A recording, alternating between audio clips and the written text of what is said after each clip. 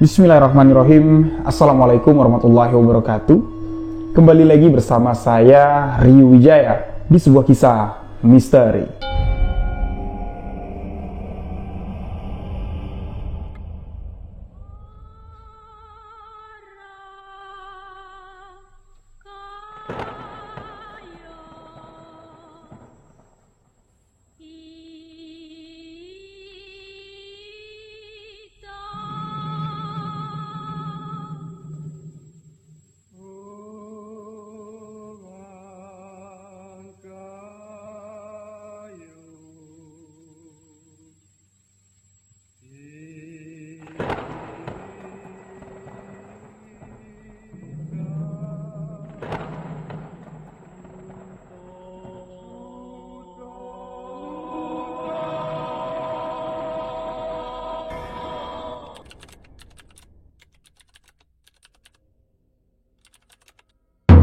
Terima kasih untuk sahabat yang telah mengklik video ini. Terima kasih untuk sahabat yang telah memberikan dukungan, memberikan support agar channel ini dapat berkembang. Untuk sahabat yang baru bergabung, baru mendengarkan kisah misteri yang saya ceritakan, sahabat boleh mengklik tombol subscribe, aktifkan notifikasi loncengnya, dan jangan lupa untuk membagikan video sebuah kisah misteri ke akun sosial media sahabat-sahabat semua. Untuk lebih akrab dengan saya, boleh follow akun Instagram pribadi saya di Rio.Wijaya91. Dan untuk sahabat yang ingin membagikan cerita misteri, boleh tuliskan cerita misteri yang sahabat alami, lalu kirim ke alamat email sebuahkisahmisteri@gmail.com. Untuk sahabat yang ada di Jambi dan sekitarnya, kalau sahabat punya cerita, punya pengalaman mistis yang ingin dibagikan, sahabat boleh datang ke studio sebuah kisah misteri, hubungi nomor WhatsApp admin yang ada di bawah ini untuk dapat diarahkan agar sampai ke studio kami, studio sebuah kisah misteri yang ada di Jambi. Dipersilakan sahabat bercerita di segmen Sahabat Misteri. Dan di video kali ini, seorang sahabat misteri yang datang masih dari Jambi, tepatnya di daerah Sebapu. Beliau datang beberapa hari yang lalu menemui saya. Kedatangannya ke sini untuk menceritakan satu kejadian yang tak pernah akan beliau lupakan. Saya minta sahabat kita ini untuk duduk bareng sama saya di sini, cerita langsung kepada sahabat-sahabat semua. Tapi sahabat kita yang datang dari Sebapu ini, dia tidak mau. Bukan masalah tidak pede atau gimana. Saya ngeri bang, baca komentar teman-teman yang ada di YouTube katanya. Pas narasumber yang cerita, mereka lebih mau abang yang bawain. Jadi sahabat kita ini yang bernama Sadam memilih untuk menceritakan kepada saya, lalu saya yang akan menceritakan kembali kepada sahabat kisah yang penuh dengan misteri. Dengan mata kepalanya menyaksikan selama 40 hari ibunya menderita, perutnya bengkak dan akhirnya meninggal dunia. Kalau di Jambi, santet itu disebut dengan santet 7 kembung. Sangat berbahaya sekali. Usia orang yang terkena santet 7 kembung paling lama bisa bertahan kurang dari 40 hari. Di video ini, saya akan ceritakan kisah misteri yang dibagikan Sadam dan sedikit menjelaskan apa itu santet 7 kembung. Spesial untuk seluruh sahabat misteri yang mendengarkan kisah ini.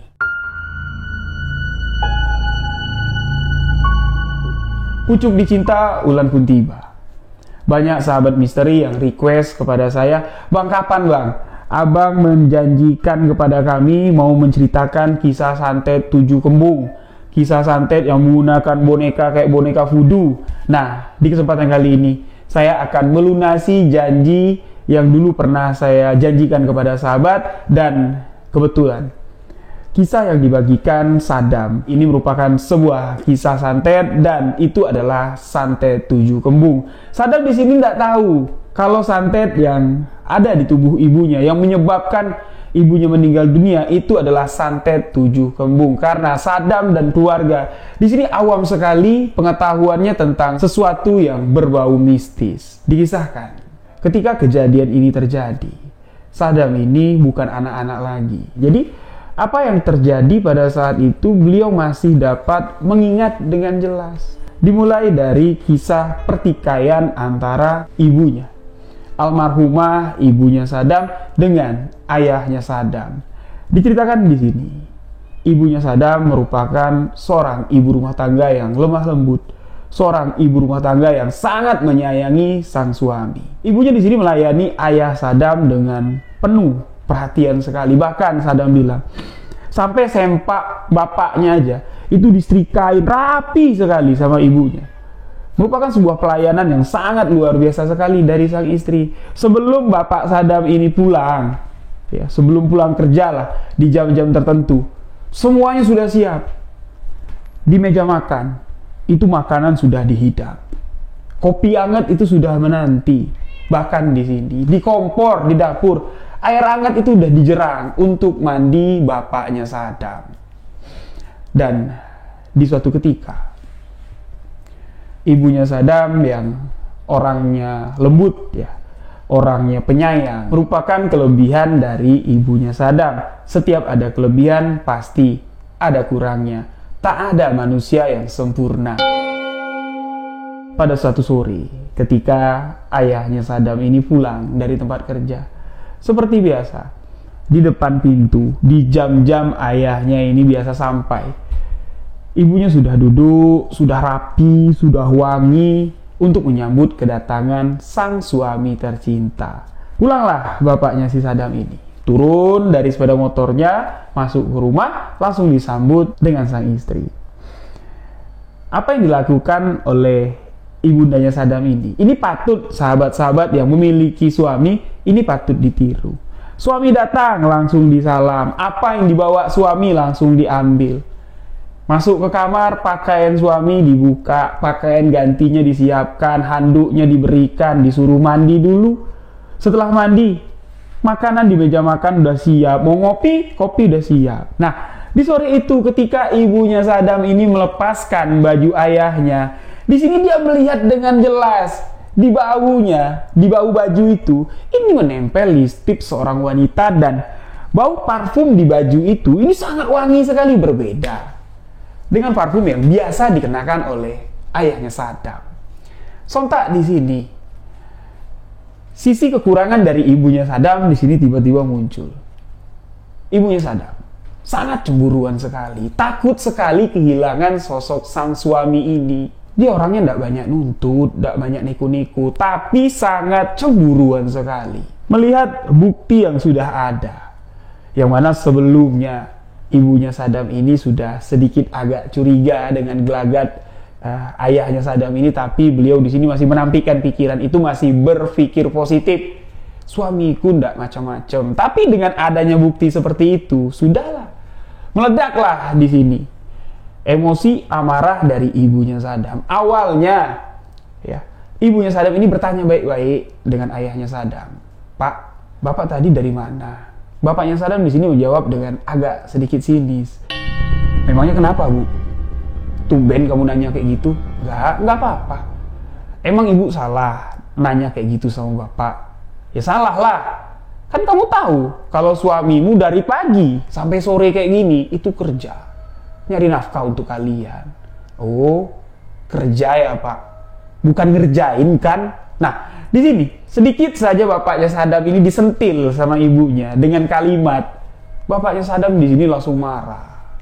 Beliau yang memang orangnya tegas, temperamen, ya, orangnya kalau digambarkan sama Saddam, satu-satunya manusia yang paling ditakuti Saddam di dunia ini itu cuma bapakku, Bang. Lebih dari itu ya belum tahulah kalau mentalku ini bisa diadu, Saddam bilang. Cuman bapakku lah yang paling kutakuti di dunia ini. Di situ bapaknya Saddam emosi.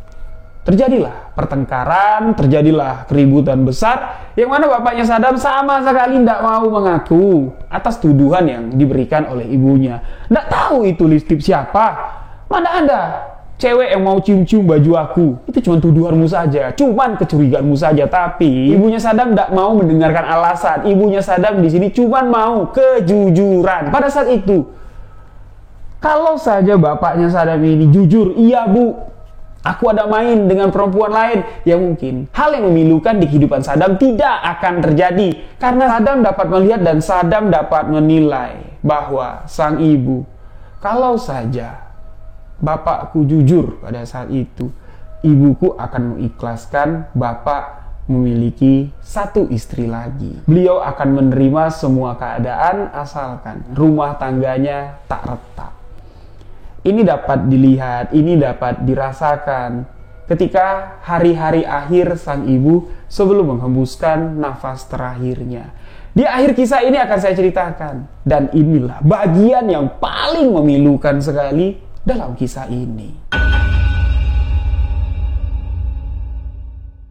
Setelah terjadinya pertengkaran itu, bapaknya si Sadam ini minggat dari rumah, keluar dari rumah. Berhari-hari, berminggu-minggu, putus komunikasi. Ibu dari Sadam di sini sudah kebingungan. Kemana aku harus mencari bapakmu, nak? Ibu tidak tahu lagi harus mencari kemana. Tempat-tempat yang sering didatangi, bahkan kantor, tempat kerja bapaknya Sadam. Ini ibunya Sadam tidak dapat berjumpa. Seakan-akan bapaknya Sadam ini sudah bersiasat lah ya untuk menghindar dari pencarian sang istri. Karena tidak ada yang menafkahi ya, karena tidak ada duit belanja. Ibunya Sadam memutuskan untuk kembali ke rumah orang tuanya. Kosong lah rumah yang tadinya ditempati oleh Sadam. Setibanya di rumah nenek kakek ya, saya katakan, ibunya lihat sangat depresi sekali.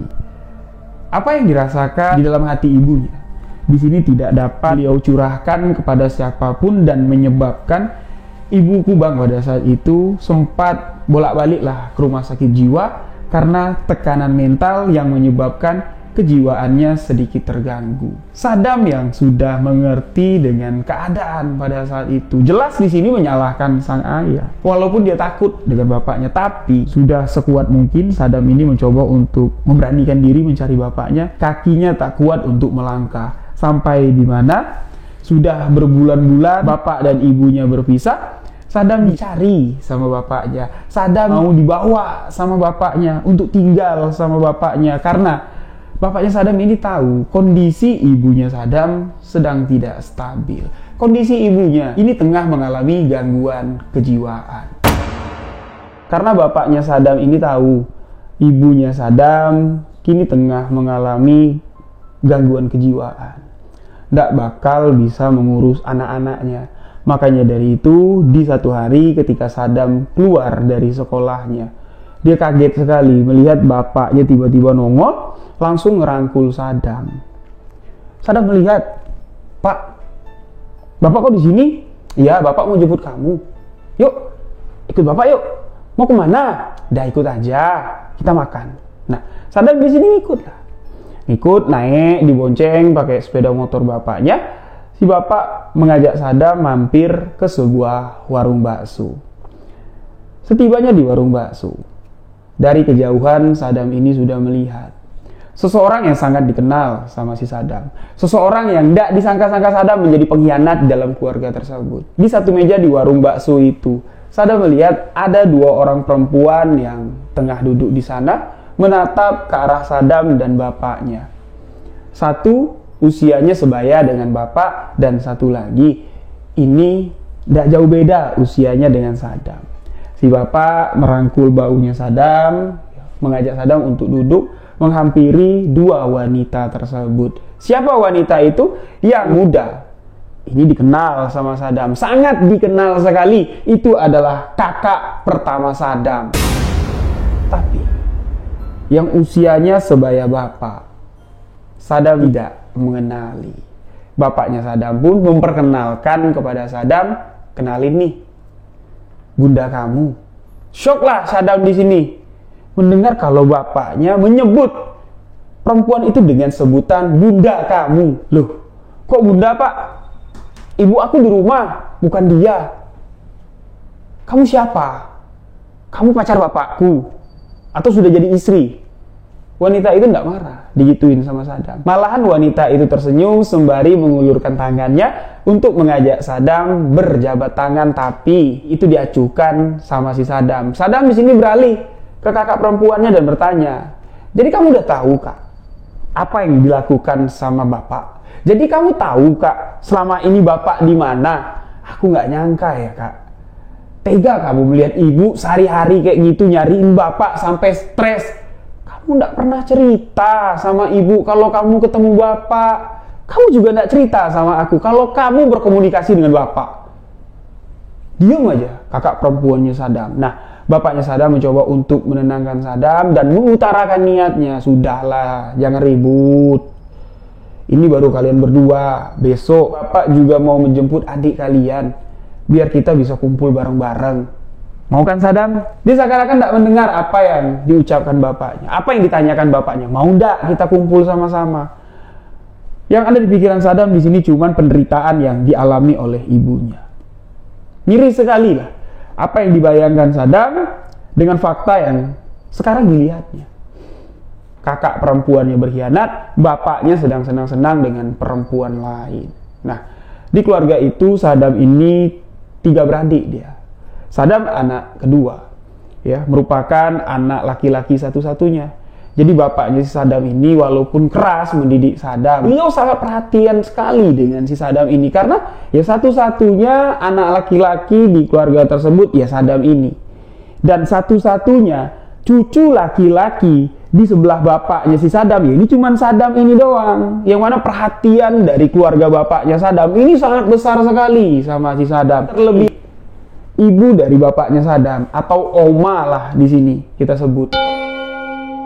Sampai di mana pertengkaran antara ibu dan bapaknya Saddam ini sudah sampai ke titik terjelas lah. Saddam sudah melihat keadaan yang ada di warung bakso itu, kedekatan, keakraban bapaknya Saddam dengan perempuan yang namanya itu Bunda, kata bapaknya Saddam. Bunda kamu nih. Ini sudah menggambarkan kalau bapaknya tidak akan punya niat lagi untuk bisa balik sama si ibu. Dan Saddam di sini terus memikirkan nasib sang ibu. Nah, di warung bakso itu Saddam sama sekali tidak makan apa-apa. Ditawari minum enggak, tawar makan enggak. Lengah bapaknya, Saddam keluar. Saddam pulang sendiri dari warung bakso tersebut. Sampai di rumah, Saddam mau menceritakan apa yang barusan dialami sama ibunya, tapi Saddam takut nanti ibunya di sini malah kepikiran. Tapi kalau enggak diceritain, ya gimana ya? Kasihan. Sama saja aku kayak kakak nih, menyembunyikan sesuatu yang ingin diketahui sama si ibu. Sampai di mana keputusan terberat untuk Saddam ini ya dipilih. Beliau akhirnya menceritakan bahwa, Bu, aku kemarin ketemu bapak. Tapi kalau aku lanjut cerita, ibu jangan sedih ya. Ibu jangan nangis. Ibu juga jangan cari bapak lagi. Aku dijemput bapak di sekolahan, diajak bapak ke warung bakso. Sesampainya di sana, ada kakak juga. Di samping kakak duduk, itu ada perempuan yang sebaya sama bapak, sebaya sama ibu. Aku dikenalkan dengan perempuan itu dengan nama sebutan Bunda. Apa jangan-jangan, Bu, bapak meninggalkan kita itu karena bapak sudah menikah dengan perempuan itu. Bapak mengajak aku untuk tinggal bersama mereka. Kayaknya, Bu, hari ini kakak tidak bakal pulang. Kayaknya, Bu, kakak akan ikut mereka. Apa yang diucapkan Saddam dengan kalimat lemah lembut, tidak ada kata provokasi dalam ucapan Saddam, agar ibunya ini bisa menerima keadaan dan mengikhlaskan semua yang telah terjadi. Ketika Saddam menceritakan hal itu, ibunya di sini cuma menatap Saddam dengan tatapan kosong. Kayak orang nggak mikir apa-apa, kayak orang nggak ngedengerin apa-apa. Tapi dari binar bola matanya, Saddam di sini tahu. Setiap kalimat lembut yang keluar dari lisan Saddam menceritakan kejadian itu, satu kalimat, satu irisan yang dirasakan ibunya Saddam di hatinya. Perih, sakit, tapi tak dapat diobati. Satu-satunya obat yang dapat menyembuhkan luka hati ibunya Saddam cuma satu. Bisa kembali kumpul bersama suami tercinta. Bisa kembali kumpul bersama ketiga orang anaknya, hidup rukun dalam satu rumah. Cuman itu yang dapat mengobati luka hati sang ibu. Saddam di sini sadar, Saddam di sini tahu apa yang dilakukannya ternyata salah. Ibunya Saddam di sini berpikir untuk menempuh jalan singkat. Ibunya Saddam mengatakan kepada anaknya, jadi kamu mau bang? Abang mau tinggal sama mereka. Kalau abang mau tinggal sama mereka, ibu tidak melarang. Ibu sama sekali tidak melarang. Silakan, abang tinggal sama mereka. Abang jangan khawatirkan ibu. Ibu ada yang jaga kok. Di sini ibu aman. Ibu tidak mau maksa abang untuk tinggal di sini. Tapi kalau abang mau sama-sama tinggal dengan ibu, abang harus membantu ibu. Apa bu? Apa yang harus Saddam bantu? Tolong antarkan ibu ke seberang. Jadi di Jambi itu ada kota seberang namanya, yang mana di seberang kata ibunya Saddam, ini beliau mau ke rumah seseorang yang dikenal sama ibunya Saddam, memiliki ilmu kebatinan atau dukun lah di sini kita katakan. Saddam tahu kalau ibunya ke seberang itu pasti menemui orang tersebut. Bu, ibu untuk apa ke sana? Mau ngapain ke sana? Ibu mau ikhtiar, nak. Ya mana tahu bapakmu hatinya itu bisa luluh. Bapakmu itu hatinya bisa ingat sama ibu, bisa kepingin kumpul sama kita lagi, kumpul sama-sama. Ya kalau mau dibawa perempuan itu kumpul sama-sama kita, ibu sama sekali tidak keberatan. Disitulah Saddam tahu kalau ibunya ini ikhlas kalau bapaknya kawin lagi. Tapi bapaknya yang tak mau membicarakan permasalahan ini dengan kepala dingin. Seakan-akan bapaknya Saddam ini dalam pengaruh perempuan yang ditemui Saddam di warung bakso. Kayak dipelet, nurut aja dengan kemauan perempuan itu. Sampai-sampai tega meninggalkan istrinya sendiri. Saddam yang sudah janji mau bantuin ibu asal ibu ndak yang aneh-aneh. Saddam pun pergi ke kota seberang. Sesampainya di rumah dukun tersebut, ibunya di sini langsung mengungkapkan apa yang dihajatkan datang ke sana dengan mengatakan, ya kalau bisa suamiku tuh dibikin hatinya tuh lembut lagi. Ingat sama anak-anaknya di rumah, ingat sama istrinya, ya bisa pulang lah, bisa kumpul sama kami lagi. Si dukun mengatakan, mudah-mudahan bisa. Kita coba dulu. Kalau tidak dicoba, ya mana tahu. Tapi ini prosesnya panjang. Karena untuk meluluhkan, untuk menaklukkan hati seseorang, itu bukan perkara yang mudah. Ditambah lagi, dukun ini akan dapat melihat lah dari jauh ya, dapat melihat dari tabir gaib apa yang dipikirkan Saddam kalau bapaknya itu dipelet. Itu benar. Suamimu itu tidak kosong sekarang. Suamimu itu dalam pengaruh seseorang. Makanya agak lama nih ngerjainnya, prosesnya agak panjang nih. Kalau kamu sabar nunggu, ya tidak apa-apa, aku kerjain.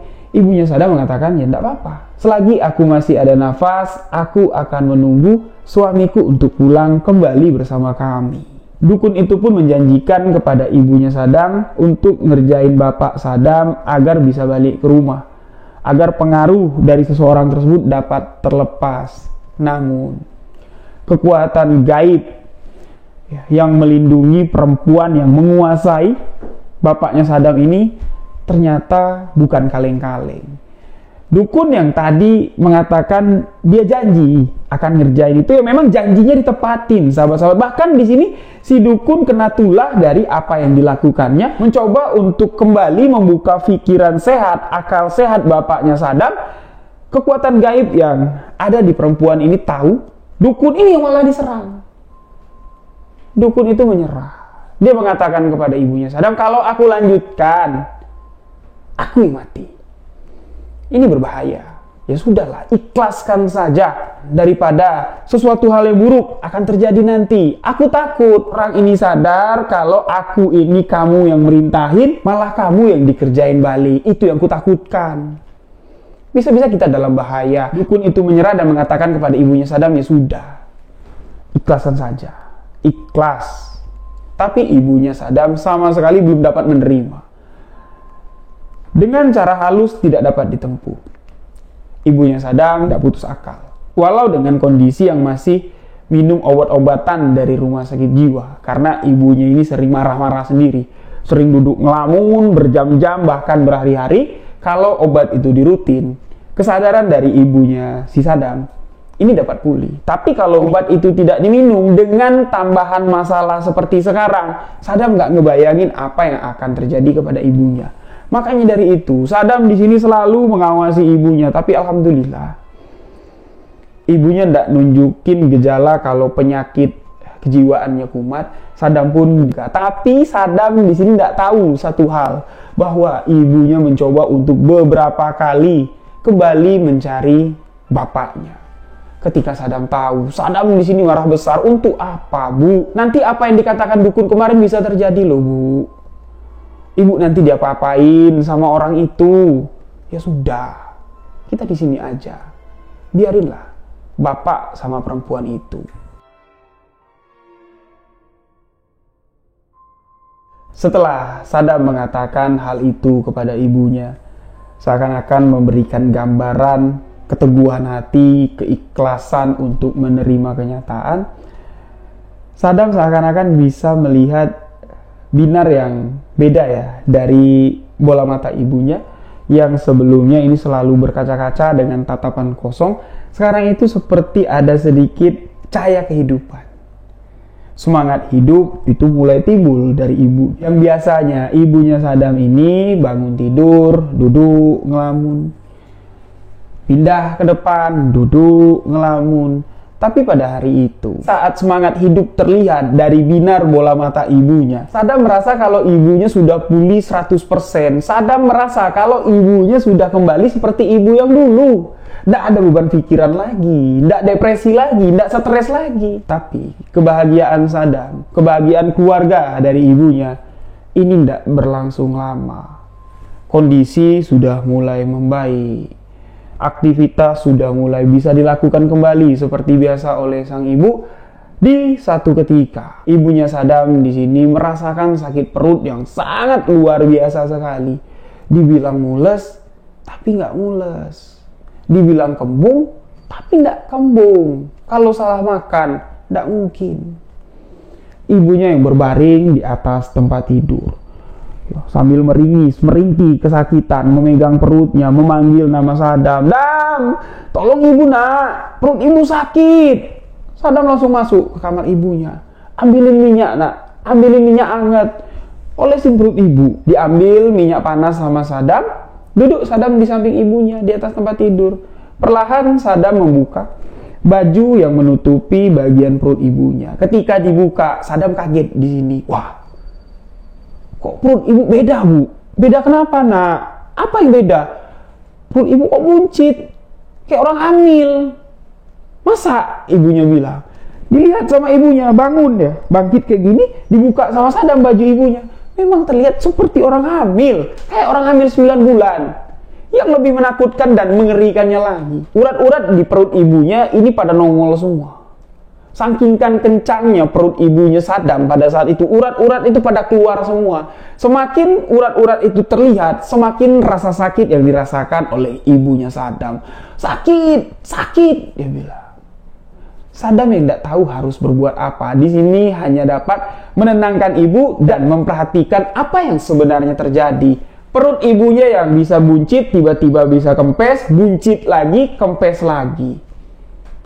Saddam sadar. Ini bukan penyakit biasa. Saddam pun memberitahu neneknya. Neneknya datang ke dalam kamar. Neneknya mengatakan, "Ini santet. Ibumu terkena santet. Mendingan kamu cari orang yang ngerti tentang ini. Mendingan kamu cari orang yang bisa mengobati ini." Saddam pun pergi ke seberang lagi, ke kota seberang, menemui dukun yang pernah ditemui Saddam bersama ibunya. Diceritakanlah kalau ibunya kayak gini, dukun itu terlihat panik dan segera ikut Saddam untuk melihat kondisi ibunya Saddam. Dukun itu mengatakan, "Inilah yang kutakutkan. Ini yang aku takutkan akan terjadi. Sekarang sudah terjadi. Ya mau gimana lagi? Kalau untuk mengobati penyakit ini, aku angkat tangan." Bahkan dukun itu tidak tahu penyakit yang kena sama ibunya Saddam itu namanya penyakit apa. Yang tahu dukun itu cuma santet. Dukun itu mengatakan satu pernyataan yang saya katakan di sini salah. Salah. Dukun itu mengatakan, inilah imbas dari apa yang kulakukan kemarin. Kamu yang memerintahkan aku untuk mencoba kembali membuka pikiran suamimu. Ini diketahui oleh orang yang mengontrol pikiran suamimu, dan apa yang kulakukan itu, ini kebalik, dikirim balik itu mengenai kamu. Inilah kiriman balik dari orang tersebut. Saya katakan di sini salah. Ini tidak ada kaitannya dengan ilmu dukun itu yang ingin mencoba menolong bapaknya Saddam dengan membuka pikirannya balik ke ibunya Saddam. Ini tidak ada kaitannya. Dukun itu salah memberikan pernyataan, atau saya di sini sanksi kalau dukun itu cuman ingin lepas dari permasalahan ini, tidak mau ikut campur lagi, tidak mau membantu gimana caranya ibunya Saddam bisa sembuh. Mau lepas tangan gitu aja dan pergi meninggalkan orang yang terkena santet. Jadi apa solusinya? Tidak ada solusinya. Dukun itu pun pergi meninggalkan rumah tersebut. Karena tidak ada penanganan lain selain dari penanganan para medis. Dibawalah ibunya Saddam ini ke rumah sakit. Setibanya di rumah sakit, perawat yang ada di rumah sakit, bahkan dokter yang menangani ibunya Saddam pada saat itu tidak tahu penyakit ini namanya penyakit apa. Karena di dunia kedokteran, gejala-gejala seperti ini yang tiba-tiba aja muncul, tiba-tiba bisa hilang, itu tidak ada. Yang mana kalau penyakit medis itu ada asalnya, ada penyebabnya. Kalau tiba-tiba seperti itu, kami tidak tahu ini penyakit apa. Tapi segala upaya tetap dengan melakukan penanganan sesuai apa yang dibutuhkan oleh pasien. Beberapa hari ibunya Saddam dirawat di rumah sakit. Tapi penyakit itu tak kunjung sembuh. Malah di sini semakin parah. Semakin hari di waktu-waktu tertentu, di jam-jam tertentu, perut ibunya di sini tiba-tiba membesar. Seakan-akan mau meledak perut ibunya. Ditambah lagi urat-urat yang nongol, itu di samping-sampingnya sudah ada celah-celah berwarna merah seperti serat jalur darah. Dokter mengatakan ini menandakan kalau bagian perut dari ibumu ini semakin hari sudah semakin menipis, ibarat balon. Kalau semakin ditiup, ini semakin membesar, semakin membuat bagian luar balon tersebut kencang. Kalau semakin kencang, ya bisa pecah. Mendengar itu, Saddam panik, ketakutan. Apa yang harus bisa kulakukan? Pada saat itu, tidak ada lagi tempat mengadu selain kepada bapaknya Saddam. Pergilah Saddam menemui bapaknya. Apa reaksi bapaknya Saddam? Sama sekali tidak peduli. Seakan-akan tidak pernah mengenal sosok ibunya Saddam. Satu yang membuat Saddam benci, marah dengan ayahnya. Dan waktu berlalu begitu singkat pada saat itu. Proses sakit ibunya Saddam, ini dirasa Saddam tidak sampai 40 hari. Karena Saddam tidak sanggup untuk menghitung harinya. Saddam tidak sanggup untuk mengenang waktu yang berlalu pada saat itu. Setiap detik ini sangat menyakitkan sekali. Setiap detik ada rintih tangis dari orang yang kita cintai. Itu sangat membuat kita tersiksa, ya kan? Makanya Saddam tidak ingat ya, itu tepatnya berapa hari. Pokoknya di bawah 40 hari lah. Ibunya di sini sudah mulai agak aneh. Ibunya sudah mulai bertingkah kayak orang mau ninggal olah, kalau kami orang Jambi bilang. Ibunya yang selalu diberikan perhatian lebih oleh neneknya Saddam. Bahkan Saddam di sini selalu memberikan perhatian yang eksklusif lah. Makanan ini disajikan. Mau jalan kemana bu? Dituntun sama Saddam. Ibunya di sini mulai mencoba untuk mandiri dengan kondisi yang tidak sehat itu. Ibunya Saddam mengatakan kepada nenek Saddam, bu, tidak usah lagi ibu bikin bubur untuk aku, repot-repot. Tidak usah lagi lah dibawa ke rumah sakit. Ya, biarinlah, aku di rumah aja. Percuma juga bu, penyakitku ini tidak bakal lama lagi. Penyakitku ini tidak akan bisa disembuhkan. Seakan-akan perempuan baik hati dan malang itu sadar apa yang terjadi kepada dirinya. Tahu yang terjadi kepada dirinya. Beliau tidak menghindar dari sebuah kenyataan yang pasti. Beliau di sini tabah teguh untuk menghadapinya. Pada saat itu, penyakit ibunya Saddam di sini kumat. Ini kumat untuk yang terakhir kalinya. Di situ Saddam melihat apa yang dikatakan dokter ini betul. Bagian urat-urat dari perut ibunya, bahkan ya, celah-celah dari pori-pori bagian perut ibunya, ini terbuka lebar, seakan-akan mau meletus. Dan teriakan terakhir yang terdengar dari ibunya, ini merupakan hembusan nafas terakhir dari almarhumah. Melihat itu, Saddam di sini tak kuasa untuk menahan rasa marahnya. Saddam tak dapat menahan apa yang selama ini sudah dipendam dengan Saddam. Beliau sempat bertekad untuk membalaskan apa yang telah dirasakan oleh ibunya Saddam. Pembalasan yang akan dilakukan Saddam ini khusus nanti akan saya ceritakan di bagian part kedua. Saddam ini merantau ke Bandung dia.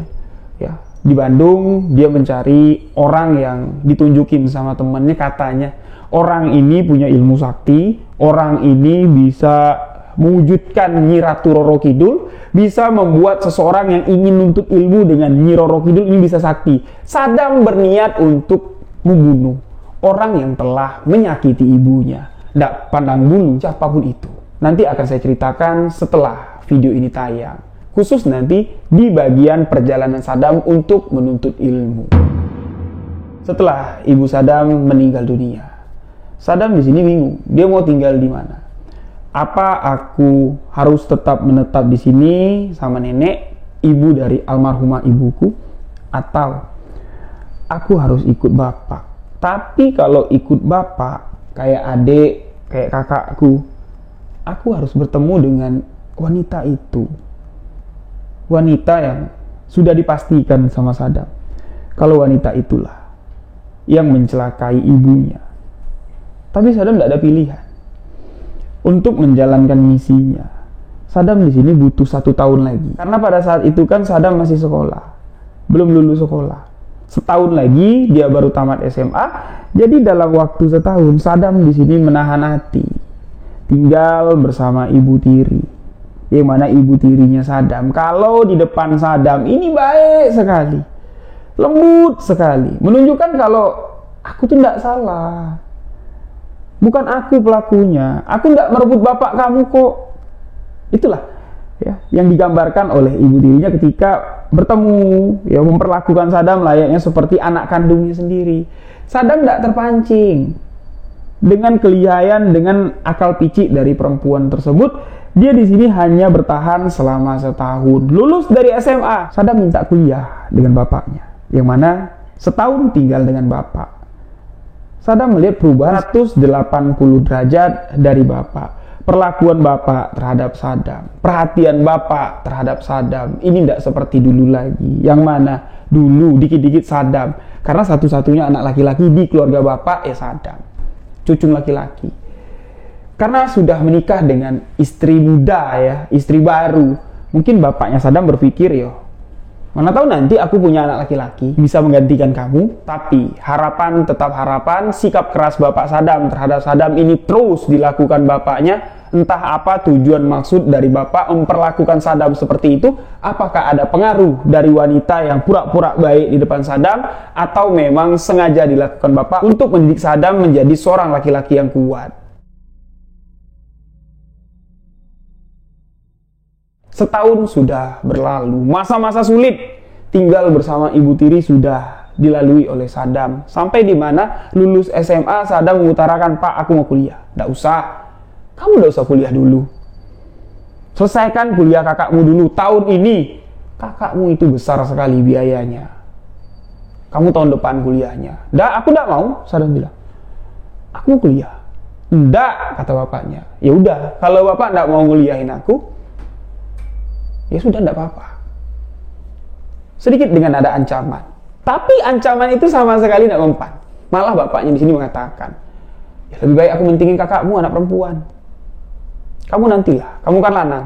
Bisa tahun depan, tidak apa-apa, tidak masalah kalau masalah kuliah itu.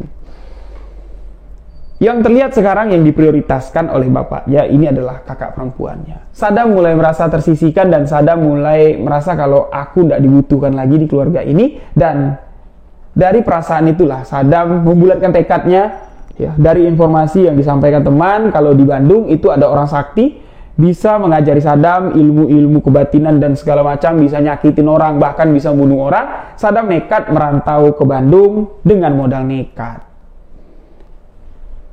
Dari Jambi, Sadam berangkat ke Bandung. Setibanya di Bandung, Sadam ini bingung gak bawa duit. Ujung-ujungnya nelpon bapaknya. Nelpon bapaknya dan mengatakan kalau aku di Bandung. Ngapain kamu ke Bandung? Aku mau kuliah. Balik gak kamu? Kalau tidak balik kamu, tidak usah kamu balik-balik sekalian. Ya udah, aku tidak akan balik pak. Aku tidak akan balik lagi ke rumahmu. Tapi Sadam tidak putus akal di sini dia. Dia menghubungi neneknya, ibu dari bapaknya Sadam, neneknya Sadam, manggil bapaknya Sadam.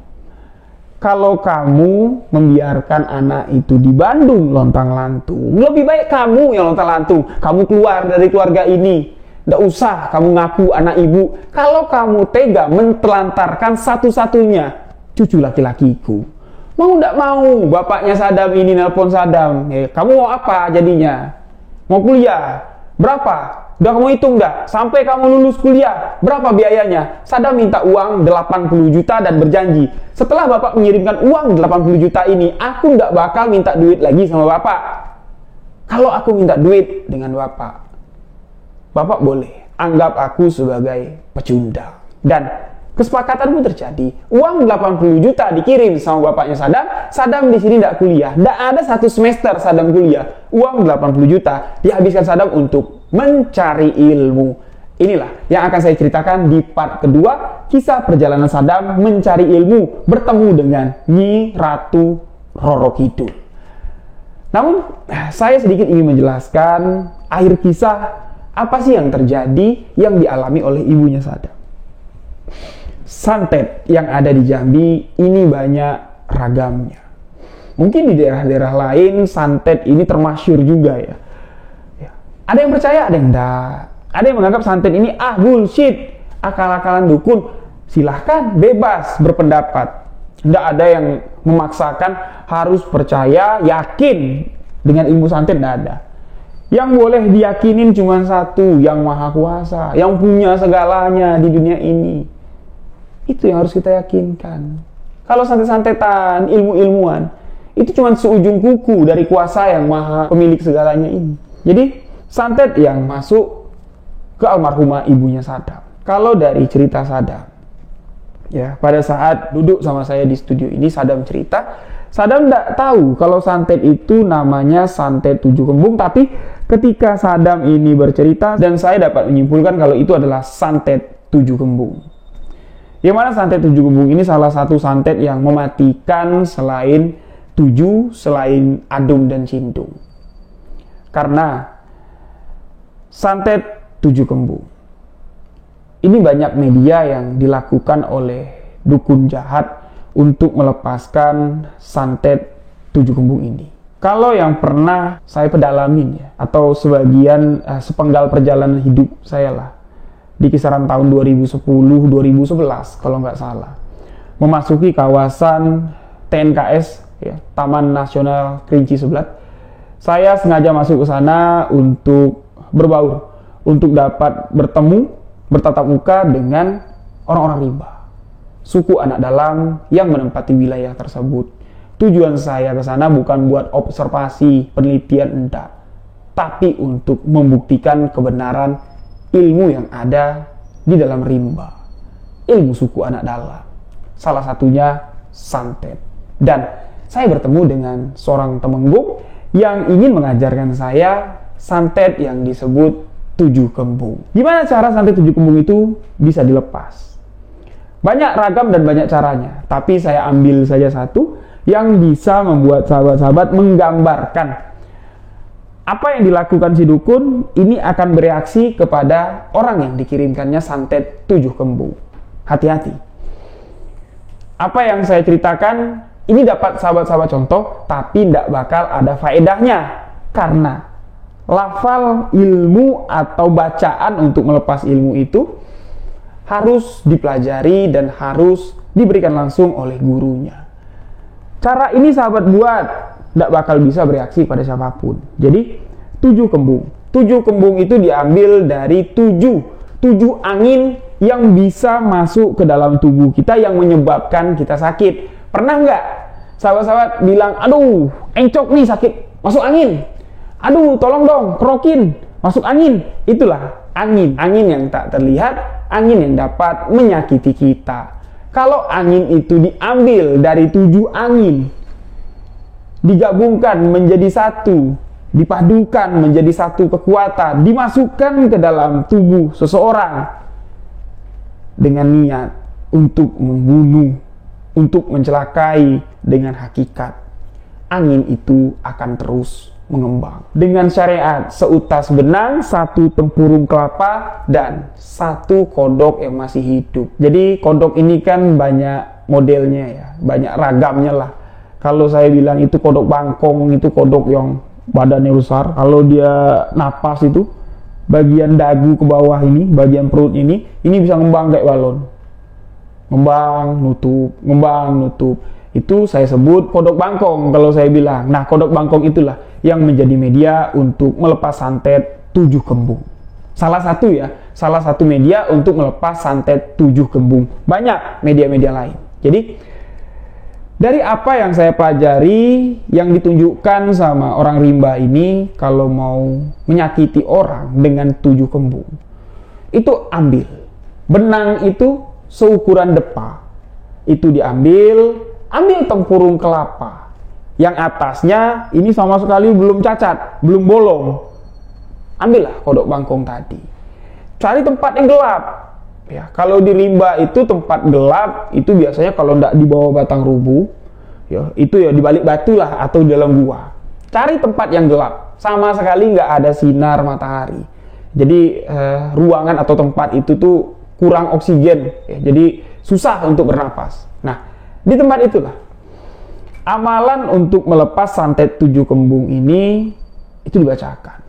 Sembari kita memelintir ya, jadi benang itu digabungin beberapa, dipelintir ya, jadi besar. Dan tempurung kelapa tadi ya, tempurung kelapa yang setengah itu kan di atasnya ada titik biasanya tuh, kalau enggak 2, 3 titiknya. Nah, itu salah satu titik itu dibolongin kecil pas seukuran benang tadi masuk.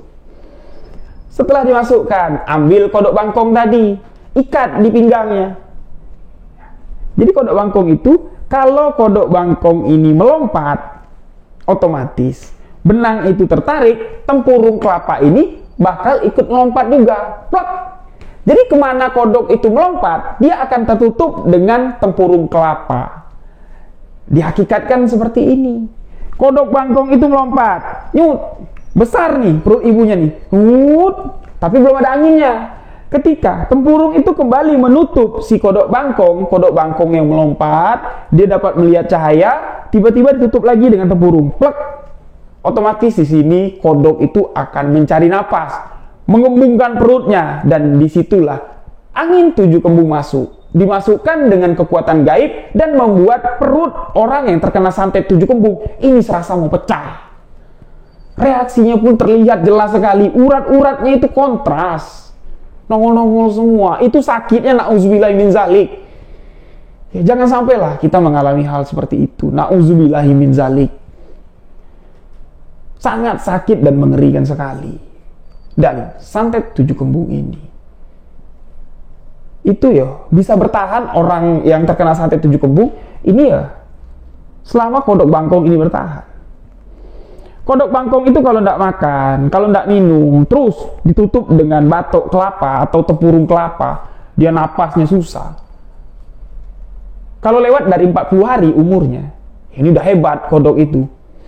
Udah punya nyawa 2 lah jatuhnya. Ya, bisa-bisa dalam waktu 2-3 hari, kodok itu stres dan mati. Mati pula lah orang yang terkena santet 7 kembung.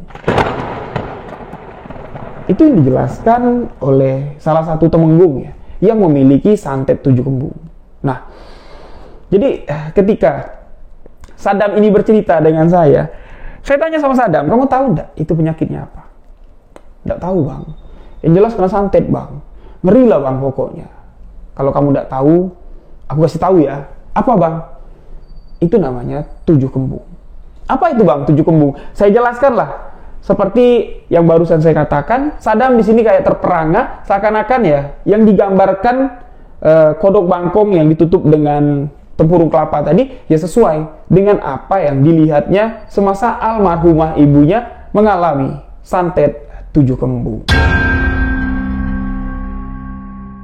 Nah, jadi itulah ya santet 7 kembung, dan kita di sini cuman ingin berbagi sahabat-sahabat. Jadi apa yang saya ceritakan tentang santet 7 kembung, cara-cara bikinnya itu tidak patut juga kita praktekin karena tidak ada tujuan ya.